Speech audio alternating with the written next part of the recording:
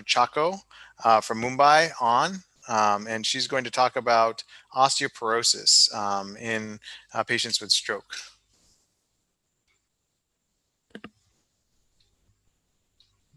All right, we'll just wait a few minutes. She's going to get on, and then we'll go from there.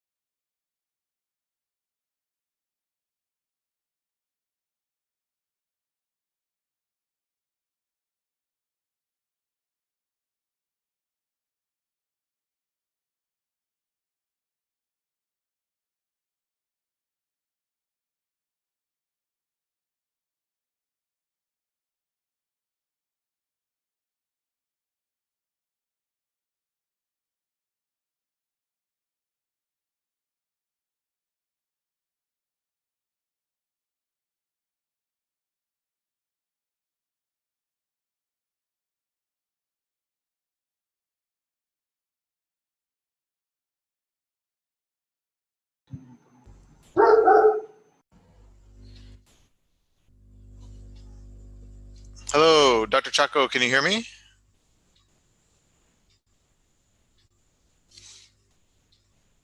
Hello, Dr. Chacko?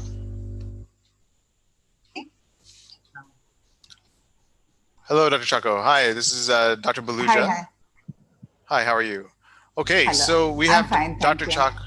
We have Dr. Chacko. She's a very well-renowned physiotherapist that's in Mumbai. Is that correct, Dr. Chacko? Yeah, yeah, yeah. Okay, perfect, perfect. All right, so we are on our show, this Nitai Gorongo show. We are live streaming, and just wanting to talk to you about physiotherapy, and patients with severe strokes and how they can get better if they have osteoporosis. Dr. Chacko, so thank you so much for joining us. And if you could maybe give us a little bit Yes, about your thank you. background. I know I speak very quickly, but I'll try to slow down because my English is a little too fast. Okay, go ahead. Okay, fine, fine. I've been in neurophysiotherapy for the last 23 years, and we are looking into adult and pediatric neurophysiotherapy basically. I am trained with neurodevelopmental therapy, that is called as NDT, from the US. So we are specifically looking at NDT programs that are focused more on functionality over paralysis and rehabilitation to near normalcy, whatever we can achieve. That is the basic idea Wonderful. behind NDT. So, When did you? I am also trained in NDD. I trained at. Where did you train at in NDD? That's how my beginning training in neurology was. Um, uh, where did you train in the? okay. And no, sir, this we have done it here in Bombay itself because the whole team of NDT has come in and we have completed the course certification here in Mumbai itself. Oh, wonderful! Oh, wonderful! I mine was at Kennedy Yeah. Krieger and Johns Hopkins, and that's where I started my NDD training. And so Oh, mine was in the oh, that's the pediatric. fantastic. That's how I started with child neurology, and then of course as a part of that you follow the whole spectrum to adult neurology and neurodevelopmental outcomes all the way through. Oh, So go ahead. fantastic, So, fantastic. It's really nice. yeah, so please tell me about your experience with especially severely debilitated stroke patients, osteoporosis, and how you treat them and how you get them to a better state. Okay. First and foremost, I feel that whenever we are looking at severity of the stroke, our first intention is to know whether we are getting any form of sitting. The better Hmm. the patient is sitting, the better are the prospects of improvement in all ways. Okay. Here, when I Okay. talk about that, I am looking at it in the whole functional scale rather than looking at into isolated muscle work or the motor system. That is the Okay. basis which we are looking at when we look at stroke, whether we are able to facilitate a movement or we are able to get any kind of voluntary control in the patient. But more important than that to me is when I'm looking at the severity of the stroke, whether am I able to make the patient sit with support or without support, when it comes to support, whether it is moderate, minimum, so that I can upgrade his functionality as early as possible. So, depending on that, we will be evaluating from that point of view what kind of improvement am I going to see. For example, if a patient is coming to me, or if I'm looking at a very severe stroke case, I would always ask them, when has the patient started sitting, if he has been sitting. So that gives me a fair idea over the prognosis of the patient. And Quite interesting. secondly, You know, so uh, yes, please go tell ahead. me. Go ahead. I was just relating it. I was relating it to, our developmental milestones at relearning from 0 to 6 months. And 6 months is Yes, sir. where a child can start to sit unsupported. So it's an interesting milestone. So that sort of, you're saying that there's almost a reset almost is there after a stroke. Is that correct? Yes, like even after a stroke. For example, if I'm seeing a patient months after a stroke, my first question again will be, Hmm. did the patient sit and when did he start sitting? So if it has happened in the first 1 month, excellent. So our results are going to be much better. If he has started sitting in the first 3 months, fine. fine, maybe we can get a little more better over a period of time.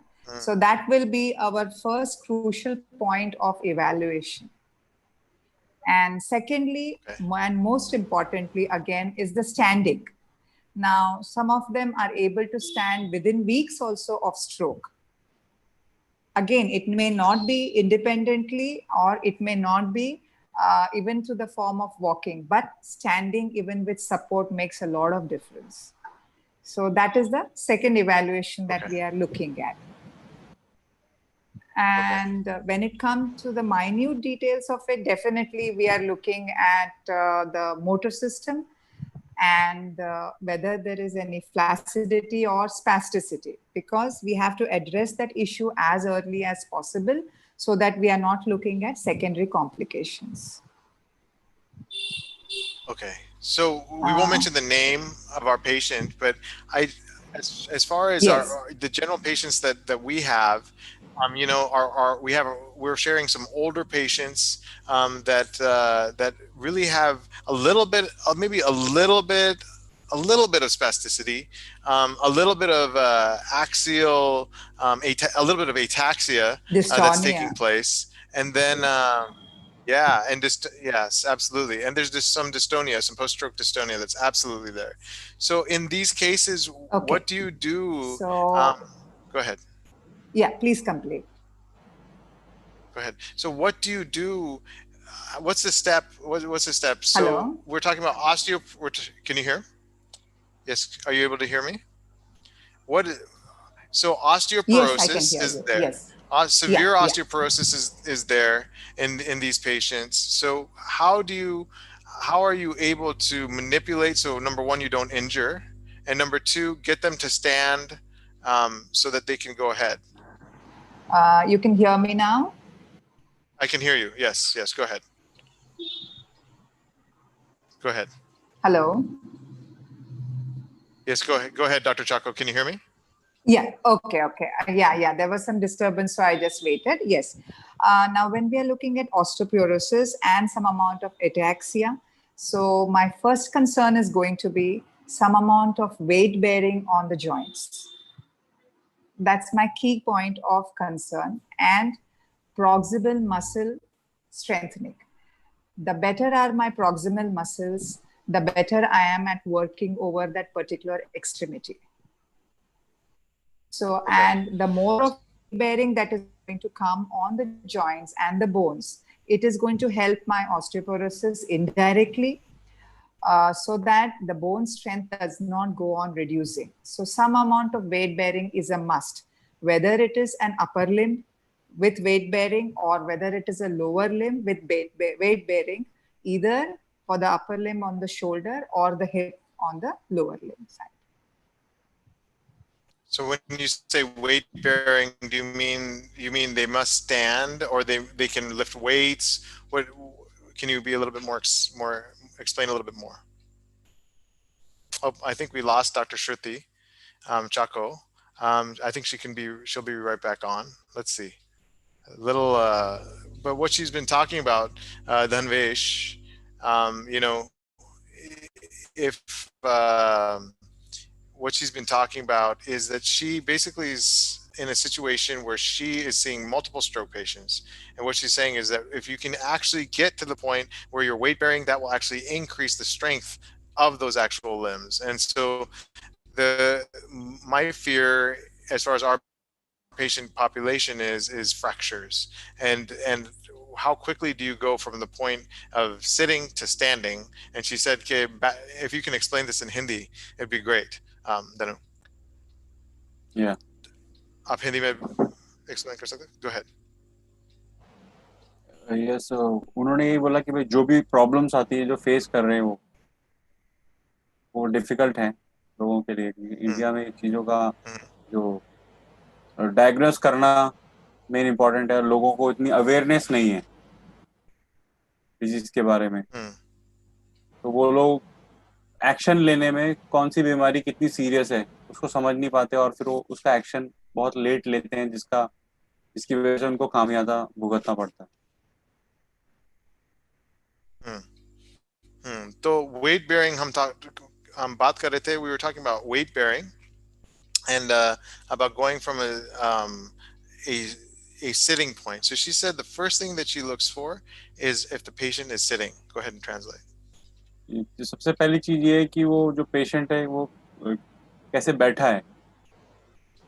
Starting हम वहीं से करेंगे कि भाई Right. Sitting And position में. so, and she said something that also is very interesting. She said that from the 0 to 1 month, if the patient is sitting after a stroke from 0 to 1 month, that's a better outcome than from 0 to 3 months, which is actually true. I mean, if you think about it logically, the more quickly that they gain functionality, the better. जी, उन्होंने बोला कि भाई 0 to 1 month में अगर patient बैठने लग जाता है 3 महीने से, अगर एक तो उसको 3 महीने लगेंगे ठीक होने में, अगर वो 1 महीने में भी बैठने भी लग गया तो वो उसके फंक्शनैलिटी अच्छी हो जाएगी उसकी बॉडी की और वो अच्छे से रिकवर हो सकता है. But if it's at 3 months, it's not as good of a recovery, but there's some recovery. Yes, अगर 3 महीने लगेंगे तो उसमें वो एकदम रिकवरी, हम उसको ठीक रिकवरी नहीं कहेंगे, पर ये बोल सकते हैं कि हाँ उसके रिकवरी होने के चांसेस हैं, वो बेटर हो सकता है. चांसेस थोड़े कम हैं as compared to 1 month. Right, right. So, right. So interesting. So she said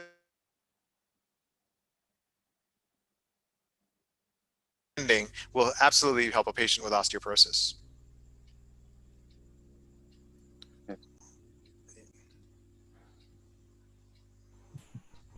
Hello? Yes, Dr. Chacko. Yes, go ahead. So we were I'm just so at the point sorry. of I'm so sorry it no, broke. Yeah. no problem. Okay, fine. No Yeah, problem. tell So me. we'll take out our Yeah. screen and then you go ahead and speak. Yes, as I was speaking Go again, ahead. from osteoporosis point of view, what I am looking at is that the weight bearing on the joint and the proximal muscle strength is the most important to us. So what we are looking at is constant muscle coactivation, which will help in reducing the ataxia, plus mainly the dystonia of the muscles.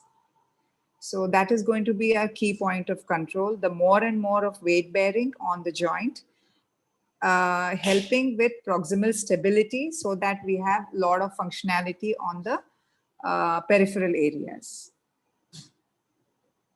Okay, so you recommended how many minutes per day do you recommend for an average patient to do weight bearing, to be able to weight bear on their joints, especially on the affected joint, Okay. like you're saying? Yes, I understand. Now, when I'm looking at the upper extremity, rather than looking at the time period, I would like to get it more into the routine of the patient. That is, every time the patient is sitting to eat his food or to talk to somebody, the affected hand should constantly be weight bearing. Only during function, again, he's going to lift it up. So that as much as you involve it into every day-to-day function, it gets easier and it will not remain like an exercise. It should come into functional use.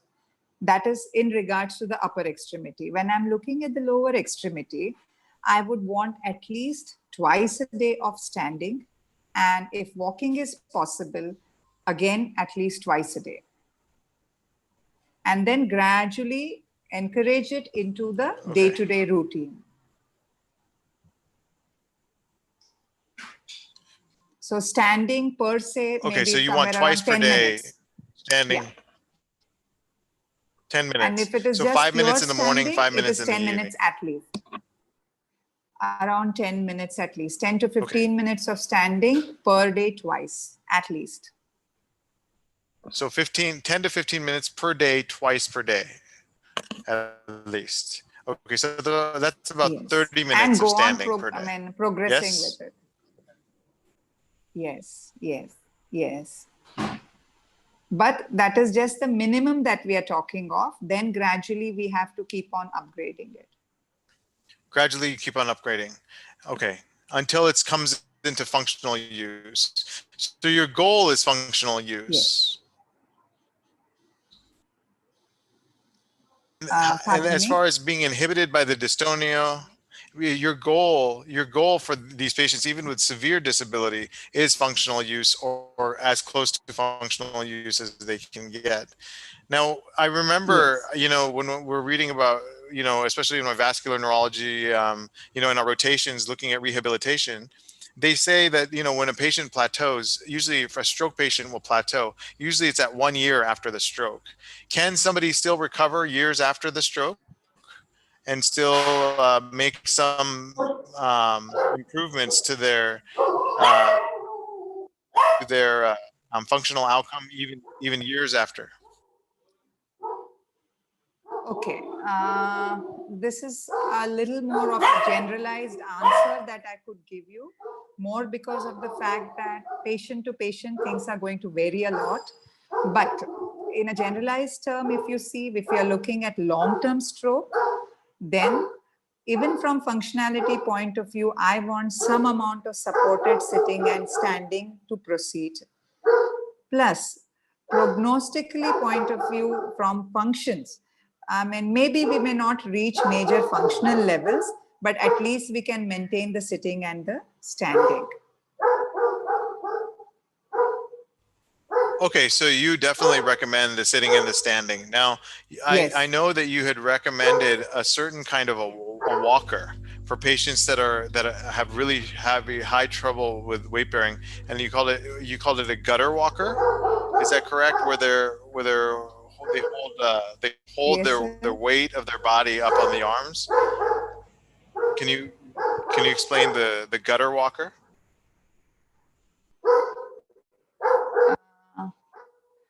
I think your sentence got cut. Could you repeat it? Oh yes. Okay.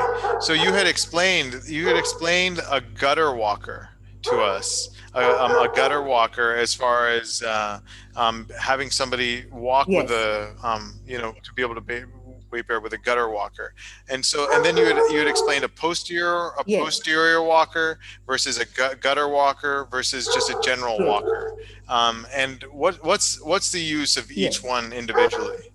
Just go through. Right, right. Now, if I'm looking, now I will not talk about the severity of the stroke. I'll be now talking from the point of view of the walker. Now, first of all, we would always recommend the anterior walker, where we are looking at just support for the upper extremities and an upright trunk.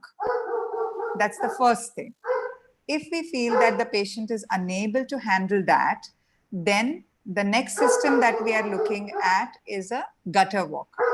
A gutter walker will provide you a lot of forearm Okay. support, so the patient is safer and feels more comfortable standing and walking in it. And maneuvering the patient also Okay. gets a little easier.